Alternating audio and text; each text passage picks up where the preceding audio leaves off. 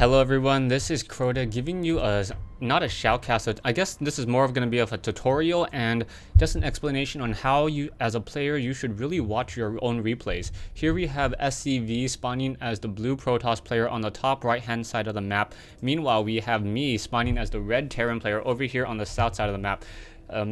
Yeah, pretty much I've had a really bad run in with Protoss. I played a couple of games with Gradius from SC Legacy. If you haven't checked out their website, go ahead and check out their website. I am on staff there, so yeah, sclegacy.com. I was playing some Protoss games or Terran versus Protoss games because Gradius said he needed some practice versus Terran, and Protoss happens to be my worst matchup.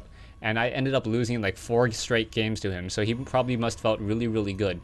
So after losing about 7 games to Protoss, played a couple of more games, and I decided to cast this one as I didn't get cheesed, so it wasn't going to be a very quick game, and I could actually try to learn more and more. I also built a lot of my buildings in expectation to be cheesed so that the cheese would be minimized. One of the things that I note, I guess this is going to be more of a Terran tutorial, is that early Void Ray play on ramps has become very common, and what Protoss players will like to do is they'll take a Void Ray, perhaps charge it on a pylon down over here, and then get a fully charged up Void Ray with that prismatic core and start attacking on this front door. I'll explain that as this game continues. Currently, just both of us moving out, doing the proper scouting. I activate the Xel'Naga watchtower, also making sure that there is no sort of proxy pylon in the backs behind these debris as well. I really want to make sure that it's not easy for my opponent to come in there that easily. Back over here, you see that the gateway is now being warped in.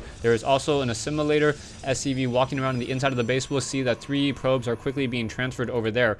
Back over here, finishing up this barracks, and now I'm going to be training up this SCV and then upgrading to an orbital command, and now training up a marine. What I'm going to be doing, instead of creating this barracks over here on the front door, is I'm going to put a bunker right here. A marine inside a bunker has a range of 6. So because of that, I remember when Void Rays originally had a range of 7. Marines with a range of 6 are able to fight back and try to shoot down a Void Ray as well. So with this one bunker here, the bunker can actually start firing back and put a little bit of pressure and try to push back any sort of early Void Ray aggression, as opposed to that Void Ray just being able to take down that one early supply depot, get fully charged, and continue to move in. So one of the reasons why I got an early bunker on that front ramp here, and then continuing to build up barracks and getting a factory. I'm going to be going for a standard 1-1-1 build, as that's more of a defensive mechanism for me. I find that 1-1-1 is a little bit better if you're not sure what exactly the Protoss player is trying to throw at you. If the Protoss player tries to go for some sort of 4-gate push, the 4-gate push may be can be stopped by a decent wall in with siege tanks and siege tech. If he decides to go for Void Rays, you have that starport in order to get some Vikings out and try to push that unit away. If he does go for Dark Templars, you have the starport with the tech lab, or you can swap it for a tech lab to quickly go for that early Raven. So that early Raven, very important as well. You're going to see supply depot going to be raised up over here, and now trying to get as much sight into this base as possible.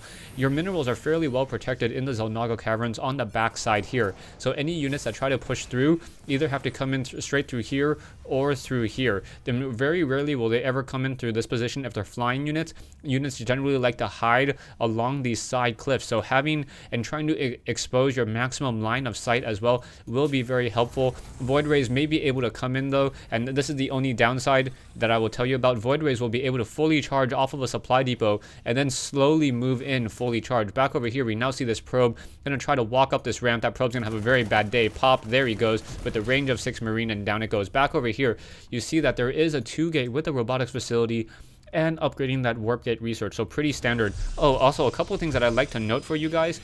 With the new patch 1.1, the hallucination and some of the other icons have changed, so they look much prettier. On top of that, you can actually see the build time on the units in the production tab, so that's very pretty as well. Moving out with this one Reaper, I'm going to go out and try to gain as much sight as I possibly can. I want to figure out what the strategies are and see if my opponent's going to be trying to push me at any time. Army wise, I have a 550 army versus 325.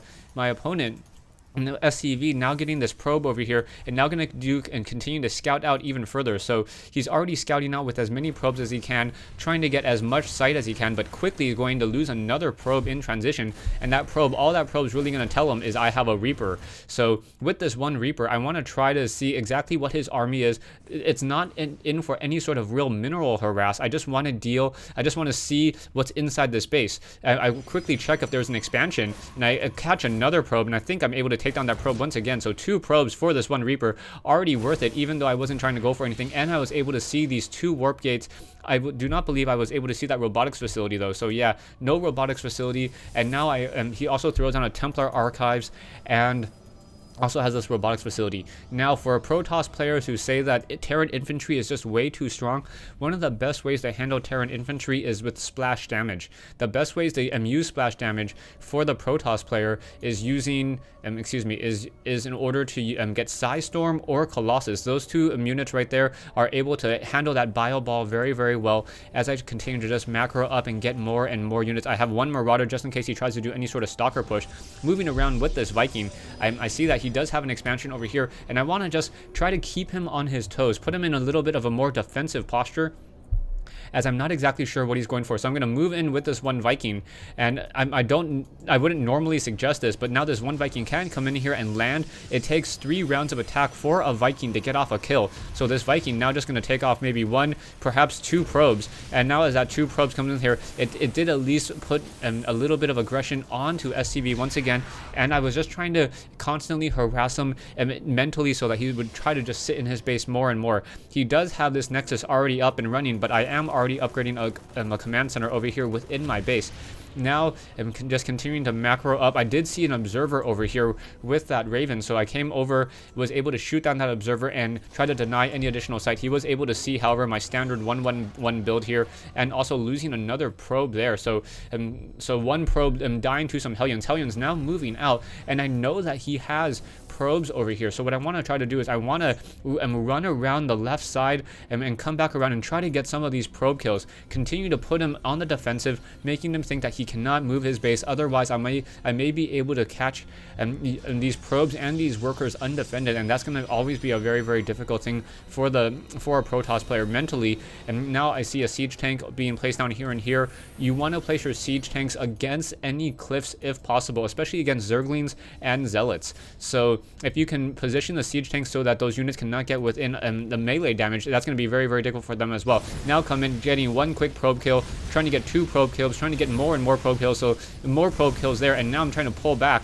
But however, my units aren't quite responding how I want them to. I want them to actually return home, but I think my Hellions end up just stopping there, and yeah, that was just a bad move there, and now I'm going to lose the last 2 of those Hellions. However, Harvester-wise, I've been able to constantly force him to pull probes off the minerals, and I've probably killed anywhere from 5 to 7 workers at this stage in the game. I also now have medevacs being created off of the standard 1-1-1 build, and because of this excess number of minerals, I'm sitting on 1,000, not keeping track of my macro. Now going to throw down 2 additional racks, get down some additional tech labs, and try to get more Marauders and Marines. This 1-1-1 starport and factory just going to be mass infantry with some factory units and some starport units, and as a little bit of support. 1 Raven in the air. That Raven has a decent amount of energy.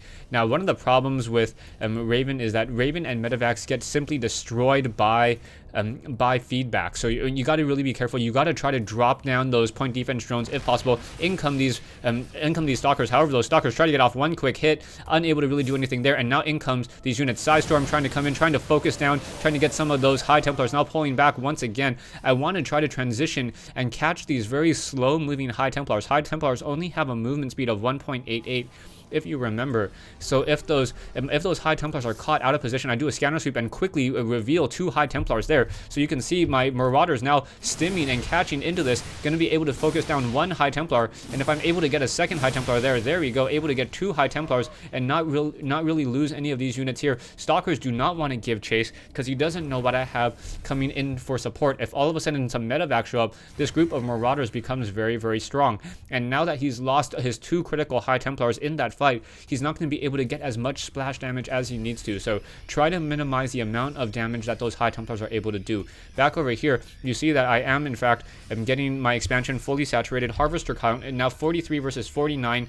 I am a little bit ahead just because I have double mules, but that's to compensate for the fact that he can continue to chrono boost more and more units time after time. Level 1 weapons upgrade now coming in on that forge. Army-wise, you see 2250 versus 2375, both of us pretty much almost supply lock, as now you see him trying to take down these destructible rocks. I do a quick scanner sweep trying to reveal if he has this expansion there.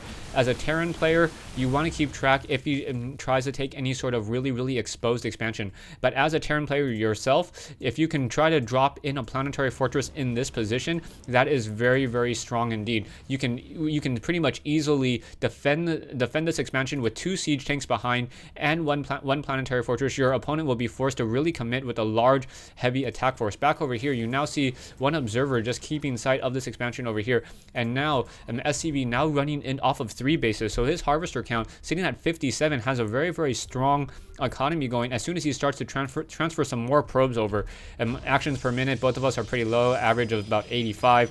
Not too much to really talk about there. And now I'm trying to start to get some sensor towers. Sensor towers are essentially Xel'Naga watchtowers that a Terran player can put down. That's how I like to think about them. You don't know exactly the unit that is there, but with scanner sweep you can reveal that unit as well.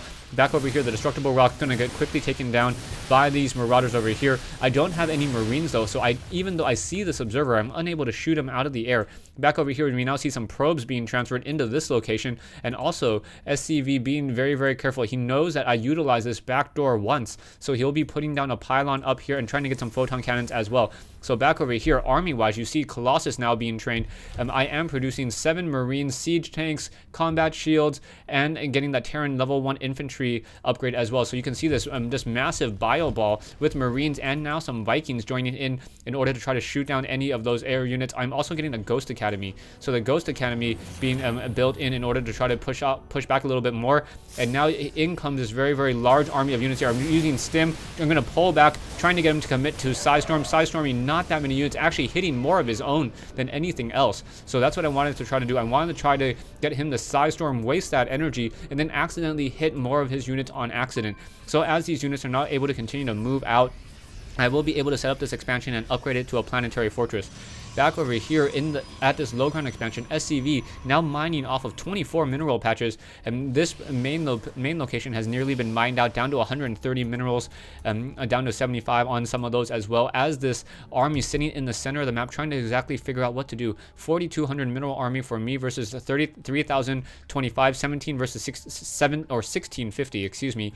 And now we also have High Templars here. So this command center should already be upgrading to an orbital command, not keeping track of it. Now I'm going to try to do a little bit of a split attack, trying to use 2 medevacs with Marauders. The Marauders are upgraded 1-1, and now I'm getting the level 2 weapons upgrade as well. So I want to try to take out some key tech buildings and try to force him to pull back as I'm getting this expansion over here. I do have 1 Raven here, and now Siege Tanks continuing to fire back and forth. That 1 Raven pulling back. I was trying to get a point defense drone off, unable to, losing that 1 Siege Tank. However, the Marauders using that concussive shell, able to deal a lot of damage, and now I lost that Raven due to a feedback, so unable to get any point defense drones in the air, and that would have been significant. However, 1 accident siege tank is blasting away at this command center over here, not what I was hoping for. This 1 siege tank could have dealt a lot of damage, perhaps taken down more and more of these units. Another High Templar going to get taken down, 2 High Templars taken down, as this Colossus is able to pull back. However, this drop coming into the base of SCV. SCV not really sure what he can do about this.